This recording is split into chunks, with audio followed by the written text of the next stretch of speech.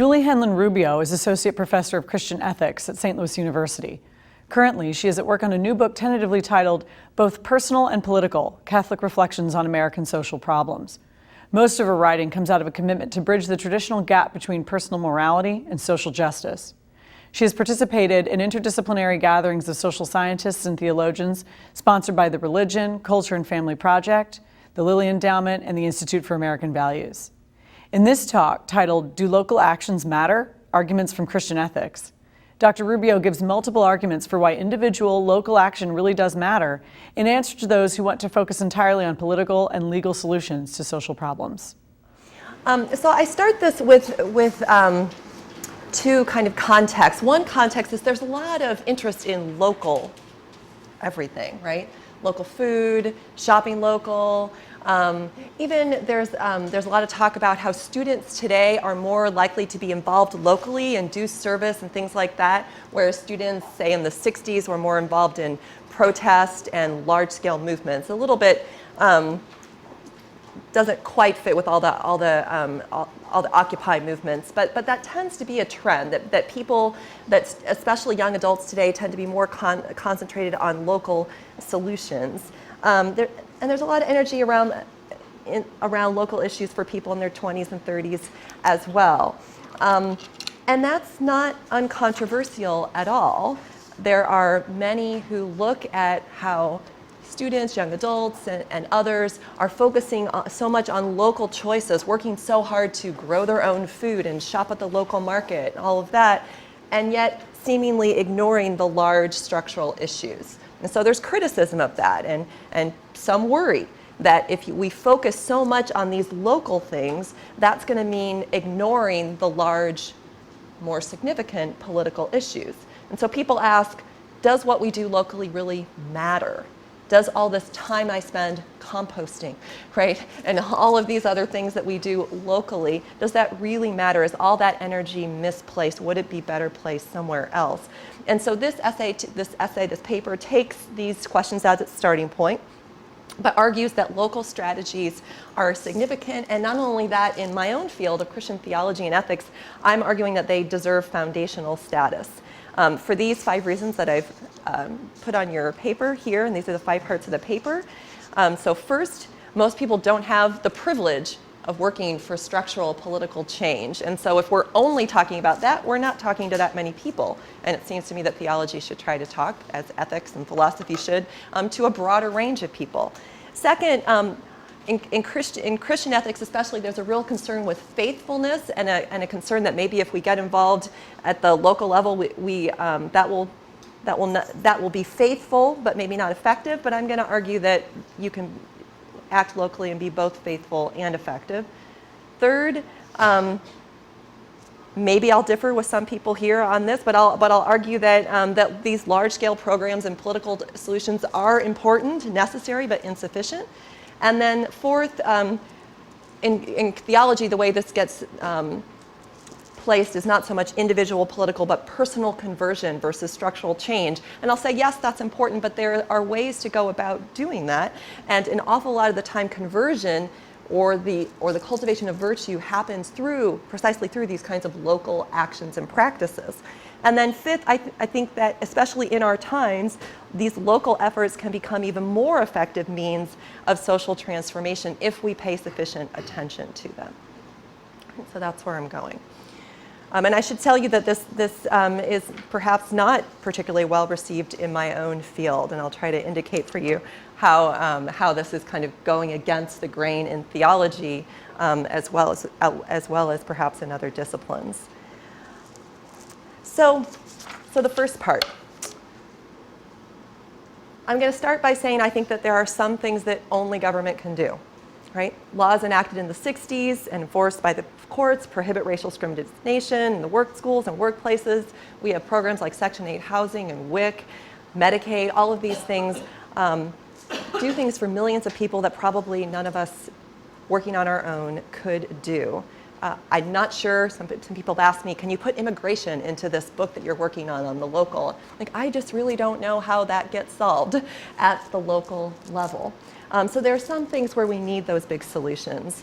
And then when you think about those big things, especially as the daughter of a civil rights lawyer, my father has been involved in these large-scale, really significant big cases that have made a difference in people's lives. So when you look at things like that, things like going to a soup kitchen, tutoring a child, working at a shelter, all of that seems pretty small and insignificant.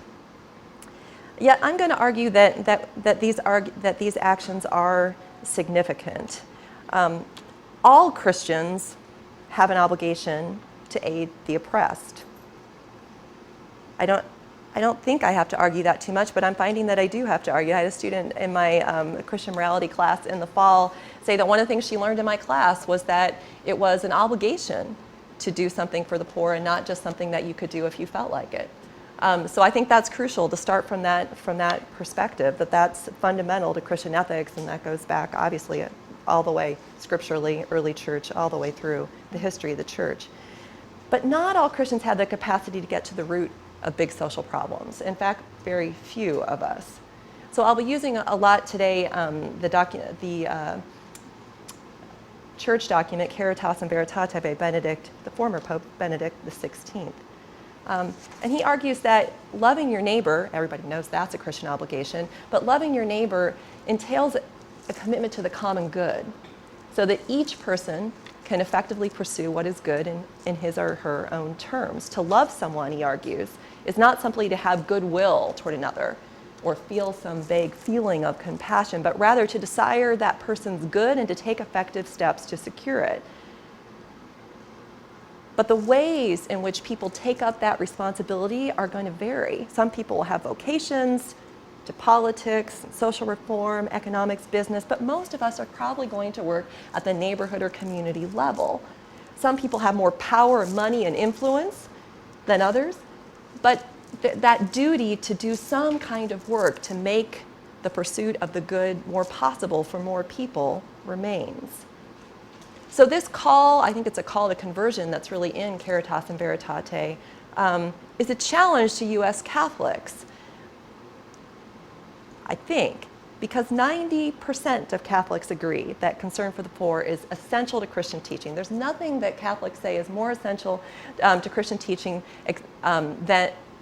beyond that, except for the Eucharist and Christ. I mean, this is way up there on the list of what Catholics think is important. And a slightly smaller percentage claim to believe that an option for the poor is essential. But 40% believe you can be a good Christian and not do anything for people who are poor.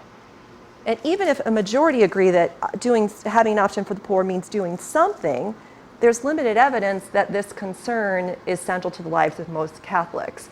So in most churches you walk into, you would see that there would be collections of food for Christmas or Thanksgiving, maybe collections for poor that vary at certain times of the year, but most of the time, most average Christians aren't doing very much. And though most Christians give some money to charity, the average family gives 2% of their local income to the church and to all other charities. And I think maybe you all saw recently a study that found out that the wealthy give a smaller percentage of their income away than do the poor. And we found out, I think just yesterday, the day before, that the Bidens apparently fit into that category, having given 1-point-something% of their very substantial income away last year. That seems problematic, right, in the context of all this emphasis on the poor, right? So Caritas in Veritate rejects that separation between feeling and action, love and justice, faith and life. And yet only a small percentage of Christians are lawyers, politicians, lobbyists, business leaders, and maybe Catholic universities and Catholic parishes ought to work on forming more people so that more people can go into these kinds of things, and we can have more socially transformative people working, what I call working from above, and if to change to society from the top down.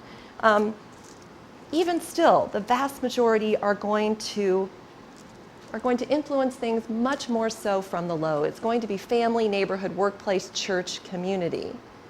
Their best opportunities, our best opportunities, will come from their ordinary day-to-day choices about where to live and what to buy and what not to buy, how much to give away, how to raise your children, how to care for your aging parents, how to spend your time with your family and friends, and which local community groups to give your time to. So that's why I find so significant Benedict XVI's call in Caritas in Veritate for new lifestyles. Right? So it's not just about what got a lot of attention in the document is he's talking about political change at the national level, even at the international level, but he's also talking about lifestyles, right? In which he says the quest for truth, beauty, goodness, and communion with others drives economic choices of consumption, investment, and savings, right? For most people, apart from the few times a year when we vote or engage in some kind of political action or give money, the gap between personal ethics and social ethics is not very big. I'm going to be doing social ethics, working for social change or transformation through my personal choices. So being a good person and making the world a better place primarily entail engaging in actions in the local level. Now, I think this is descriptively true. And yet in my own field of Christian theology, Christian social ethics, most of these kinds of actions are ignored most of the time. That is, when we go to conferences and give papers like this and we do social analysis of problems, most of the solutions that are recommended are top-down solutions. It's all about politics, economics, bringing down patriarchy and capitalism and all that stuff, which may be all well and good. But it's probably not going to happen tomorrow, right? And it really doesn't get us very far with addressing the vast majority of Christians. Now, there were some theologians, particularly in the 20th century, who did insist on the importance of personal action. For instance, there used to be a St. Louis-based journal called the Social Justice Review, in which one theologian wrote, "Reform can't take place merely through legislation. Only a change of heart will bring back the observance of the natural law and social peace and prosperity."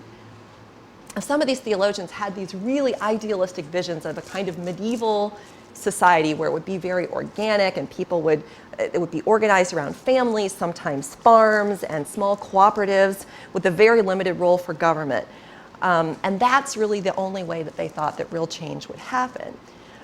But most people in my field, most theologians, look back on that as very nostalgic, naive. These people, they were nice guys, right? But they really didn't get what it took to change society. This focus on the change of heart, it may have formed holy people, but they didn't really make much of a difference. So most theologians are critical of that kind of emphasis. But today, I think things look a little bit different. Now we can look around and think, well,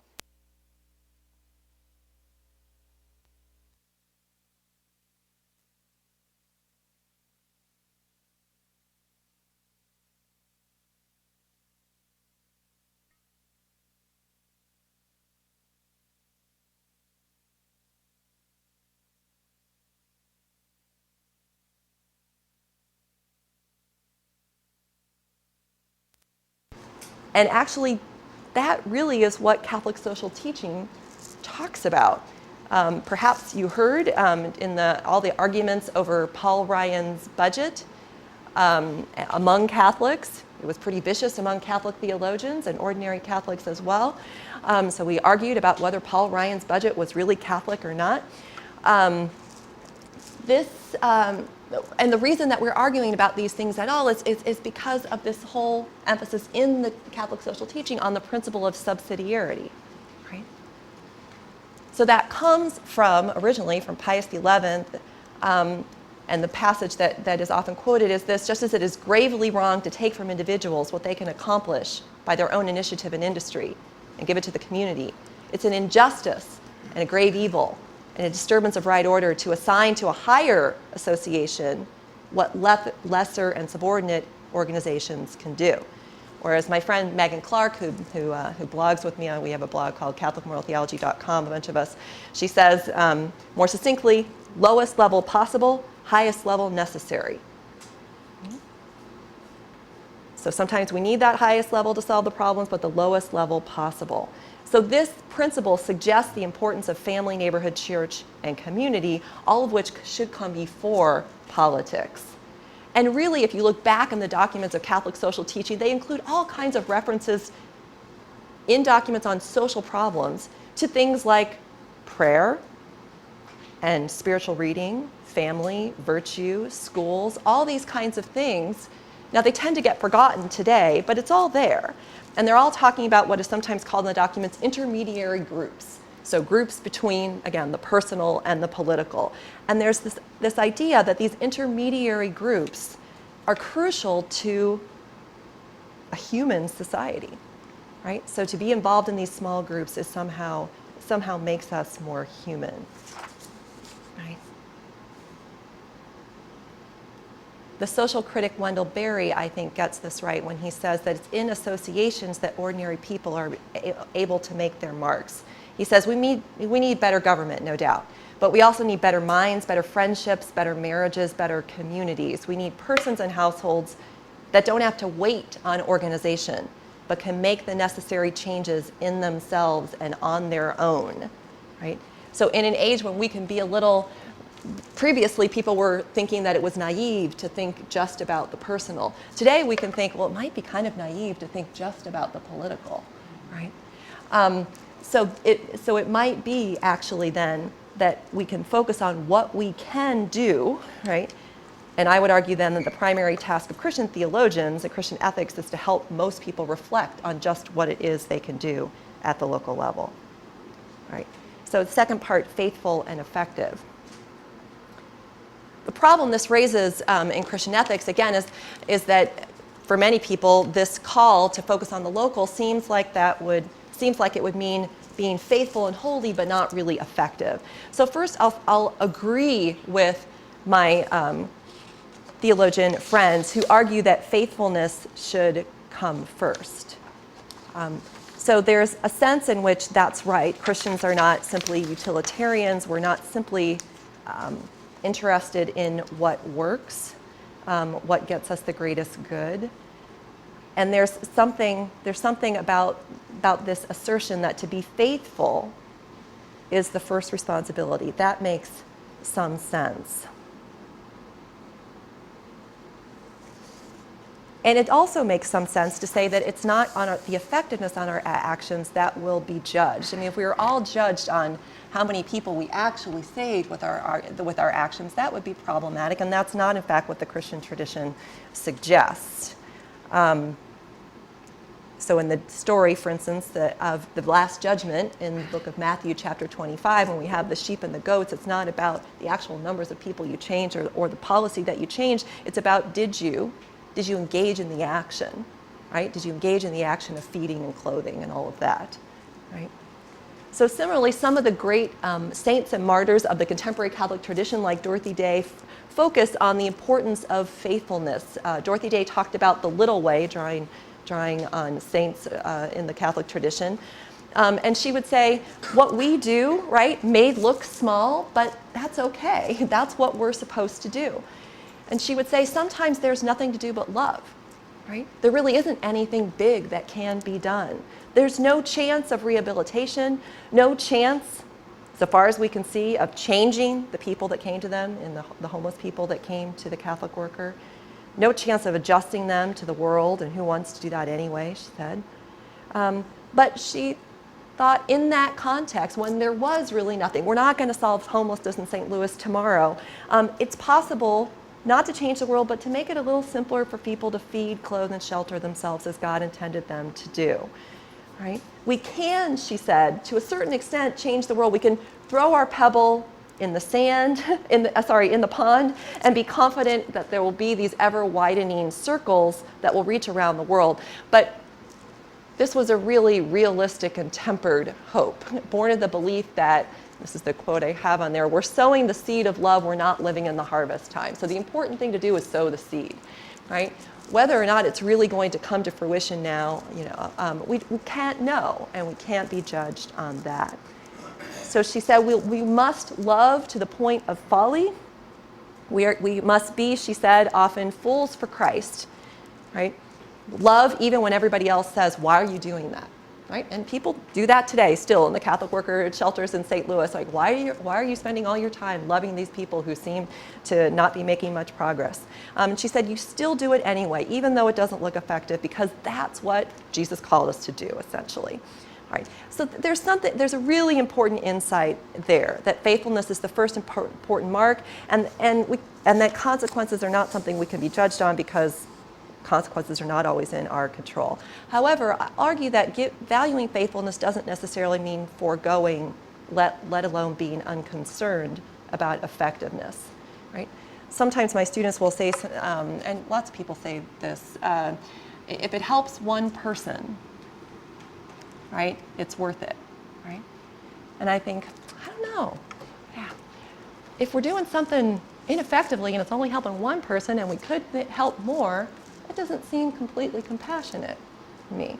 So I would argue that to love your neighbor well, you should aim to figure out what is truly needed, what is really effective. In the same way, if you want to love your boyfriend or girlfriend or husband or wife well, you want to know what actually makes that person feel loved, right? And in this case, if you really want to love people who are without, who are poor or oppressed, you should try to find out what actually will be effective, right? So my friend and theologian at Fordham, Maureen O'Connell, has argued recently in a book on compassion that it's not enough just to feel with people and send a check, right?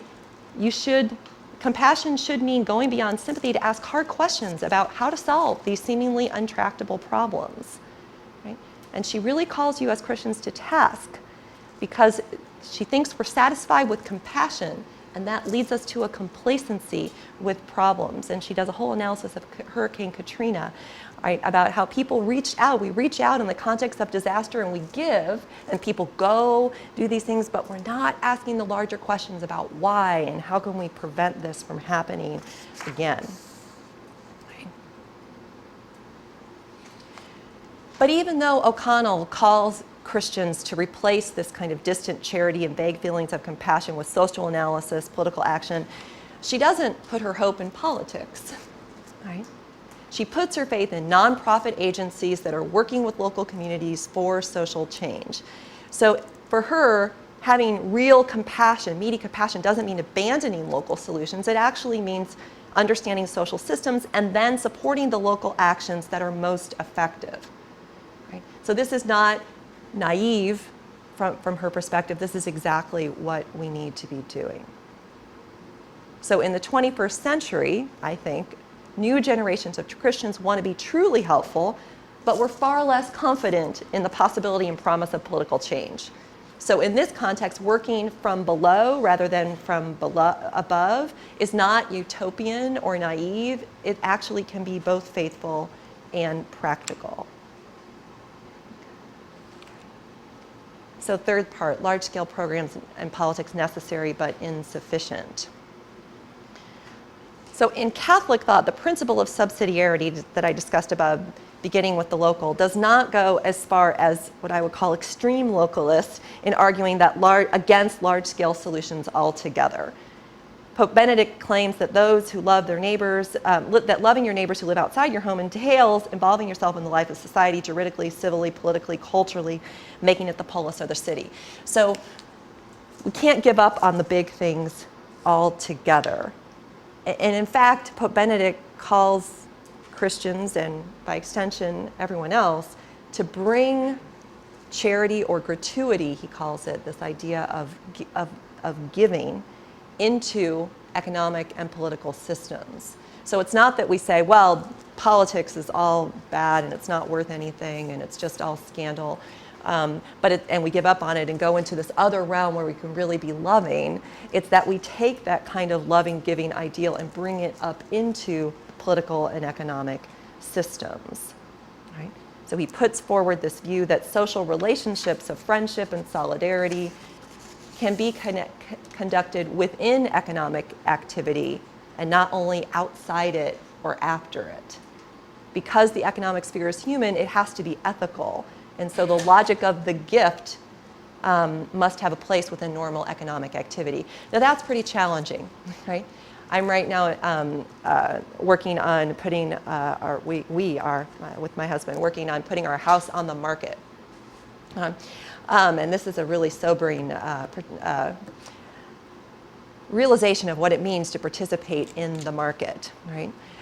because it does not feel like I am giving of myself. In fact, I actually have to hide who I am in order to pretend that there's something else. So the things that I think are great about my house, like bookshelves full of books, I'm supposed to put those away, right? Because nobody wants to see that. And it's really bad that I don't have granite countertops and stainless steel appliances, which I thought it was great that we bought the books instead of that, but no, not good, right? We should have that. And we don't have the tricked out bathrooms because I'm like, it's a bathroom, right? Who cares? But people care, right? People care. And so in order to participate in the market, if I want to get the most out of my house, which I do, I have to do all this stuff, right? And very occasionally I thought, well, what if I thought about Pope Benedict? Would I just think, I want to do this thing for the potential buyer just because I want to give that to them? But my real estate agent say, well, don't worry about that. Nobody will notice. You can put a rug over that. I'm like, oh, right. That isn't really what I want to do. I want to do the right thing, but she's telling me don't do that, do this, because that's not really what the market wants. So a challenge, a challenge to think about what it means to follow this logic of the gift in the context of the market and not get totally taken, I guess. Right? But I think that's important, that in Catholic thought we don't give up on the economic sphere. We don't give up on politics. We rather want to bring our values into it. However, many are justly suspicious and even cynical about the potential of economics and politics to be transformed in this way. For instance, Alistair McIntyre claims that in contemporary society, because we lack shared conceptions of the good, we advocate and vote based on our particular interest. Am I better off, right? And we agree to a very limited kind of political debate. We accept it. No place is left any longer, he says, for a politics of the common good. Right? It's not possible. Therefore, it's only in smaller communities that practical reason and virtue can develop. So it's far better to place one's hopes in farming, crafts, and households than in political parties of any kind. And there's something to that, I think, that we can all attest to. But moreover, there's more and more research done on the effectiveness of social programs and political activism, and then we can raise more questions about their effectiveness. So Wendell Berry suggests, for instance, that attempts to work on problems from above often end up not achieving the promised results. So he sees a lot of enthusiastic advocacy for abstract causes without long-term personal investment as ultimately futile, right? And here I would bring an example. When I've been to Nicaragua with my students, and one of the things that was striking to me was that the sort of radical, pretty left people that we're working with in Nicaragua were just as convinced about the importance of local and bottom-up solutions as were, say, more conservative folks in the U.S. And when we visited one very small rural town, our leader, who is both somebody who led trips from the U.S. and also an organizer of communities there in Nicaragua, showed us this place where a group had come in from the top and wanted to help this community, right? And they built this playground right in the middle of the town, which I thought was a great idea. But the problem was that they never connected with the local people, and they didn't realize that they built it right where everybody used to play soccer. And so now nobody can play soccer anymore. And they also built it, which if they would have asked people, they would have found out, they built it in such a way that it all floods. And so it's totally messed up. It messed up the town. But they wanted to come in and they have this solution, and they thought they knew what needed to be done, and there it was, right? And our guide said, we don't let groups do that, right? We want when we have groups here, we want them to hang out, get to know the people, and ask them, what do you want, right? What would be helpful to you? And work on these things together, right? So I think Wendell Berry agrees that if we're going to correct these large problems, we're going to have to, he argues, rebuild the substance and integrity of private life, gather up the fragments of knowledge and responsibility that we parceled out to bureaus and corporations and the specialists, and we're going to have to put those fragments back together in our own minds, in our families, households, and neighborhoods, right? This is consistent also with Catholic teaching, the emphasis on relationships, on living relationally as a part of social ethics, right? I mean, that seems sort of odd, right? Why would, in a document on social ethics and politics, when you're talking about all these big things, are we also talking about relationships? But this really can't be separated. In fact, this current emphasis on how you live relationally with other people is consistent with traditional Catholic social teaching. It's always been there, it's just often been ignored. However, there's a new generation of Catholic theologians who are working to offer more practical alternatives that prioritize the local without absolutizing it. Right? So people are talking about these kinds of local solutions, about living in smaller communities, about creating alternatives to regular market exchanges like buying local and buying from local farms and buying fair trade and doing all those kinds of things. Even writing whole books about what it means, as my colleague David McCarthy does, about what it means to live in a home in a neighborhood. He writes about how a neighborhood is formed when people are shoveling each other's snow and exchanging clothes and exchanging babysitting, and the whole networks of exchange that are created in good neighborhoods, right? And some people are like, David, why are you writing about, casseroles and babysitting and informal childcare? You're a theologian, right? And yet he believes that it's these kinds of things, these kinds of local actions that are really crucial to building up the kind of society that he would want, right?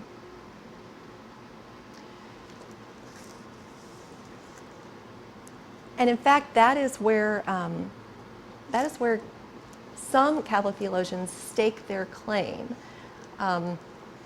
One who's being sort of retrieved right now, his name was Paul Furphy, he wrote in the early 20th century. And he believed in these political programs, but he said ultimately, that's not really where we put our confidence. The program, the legislative part, that's only a piece of things.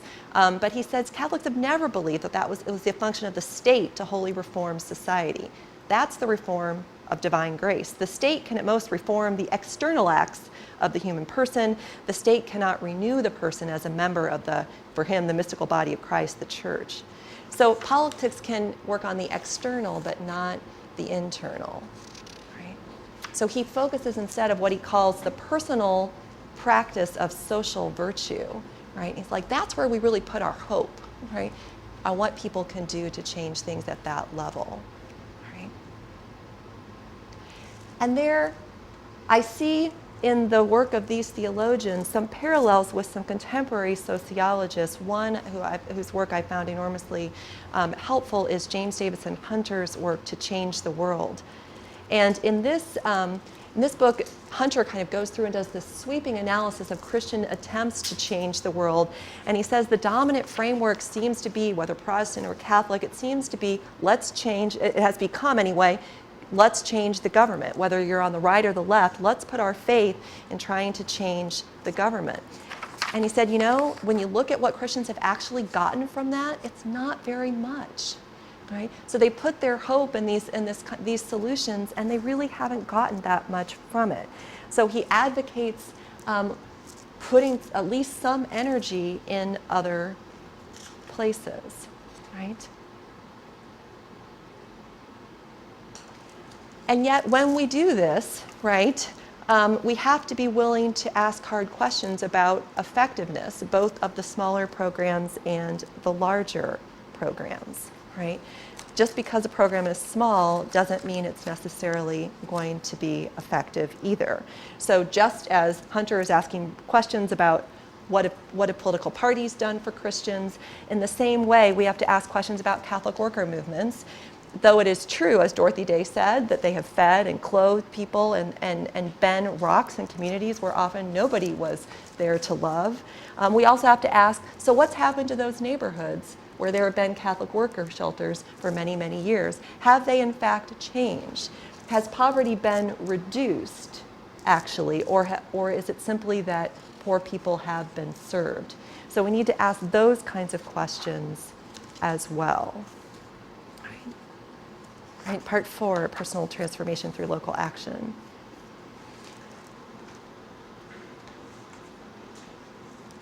Though I respect the views of those theologians who argue that we must really concentrate on being holy and on conversion, those are important things.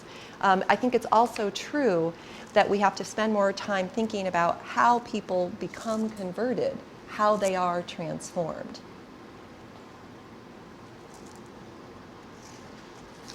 And I think actually it's philosophers and theologians who talk about virtue and the cultivation of virtue who can help us with this.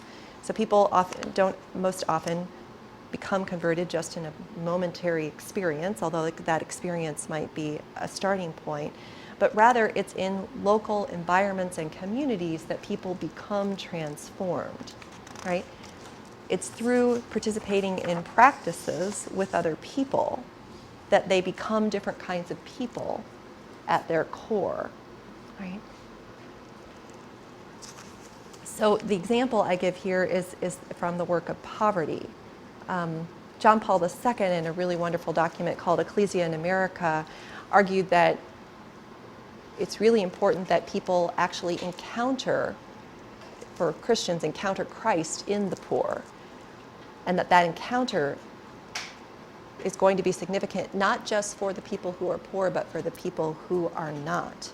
There's something that happens when people participate in those concrete encounters, which are not just bringing the canned goods to the shelter, but actually sitting down and eating with somebody. There's something that happens there. The activist Shane Claiborne, some of you may know from the New Monasticism, says the great tragedy in the church is not that the rich Christians don't care about the poor, but that rich Christians don't know the poor. Right? And when we get these two worlds together, then, he says, then we have the potential to really solve problems. Also, the recently late philosopher, St. Louis University philosopher John Kavanaugh also wrote a great deal about the importance of this encounter, and showed, I think, beautifully about how when you're when you have regular contact with people who have less, you are brought into a greater realization both of your own privilege, right, of all the gifts of your life, but also of your own poverty, right, the poverty that is shared between you and people who are physically poor. And it's that recognition that can be really transformative.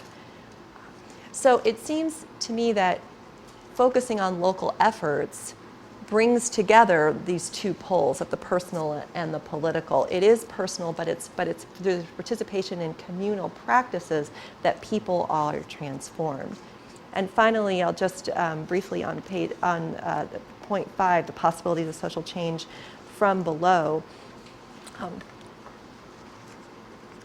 I referred to Hunter earlier, and what he's asking Christians to do is to really focus their energy on these kinds of local solutions. The problem now is that all the energy, in theology anyway, is going toward the political realm, and no really substantial reflection happens on what happens at the local realm. As I said, right, my friend David McCarthy is sort of, people look at him like, why are you spending your time talking about these issues that aren't very significant?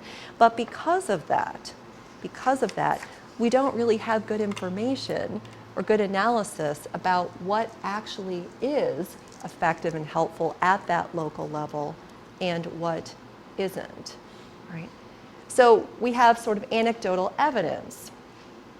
I know from websites that if I buy fair trade coffee, I set in chain a motion of events that ripples outward. Maybe these farmers get more money. Maybe that sometimes brings more money into the community and there are better things happening. But do we have systematic studies on how important this choice has been? What percentage of the market is now fair trade, right? And what percentage is not? How are these efforts really, what kind of effect are they really having? So I think that we need to ask questions like that. So if even half of the churches of the US started having fair trade coffee, what effect would that have? What if people in church-based programs transformed their twice-a-year programs for food and presence, and they did some other kind of thing in their local community? What if they worked on bringing the microfinance model? It's one idea that some churches are having now, and brought that to their communities. What would happen, right? What kind of effects could this have, right? Does microfinance really change communities domestically, right? And could that model really be adopted, right? So we need to ask these kinds of questions about the effects of our personal choices, but I think that there's some good evidence, right, that these kinds of choices can be effective, and if we pay more attention to them, they could be more effective still. I think that today more so than in earlier times, Christians have, and everyone in the US certainly has, more power and more influence than people of previous generations. And yet that influence is not all at the upper level. In fact, we have a lot of power through our ordinary daily choices. And it's primarily there, right, in those local places and churches, families, and other groups of concerned people that they can practice social justice, social virtue, and try with appropriate humility and irony and all of that, and try to change the world in some small way. Yeah. Thank you, and I look forward to your questions.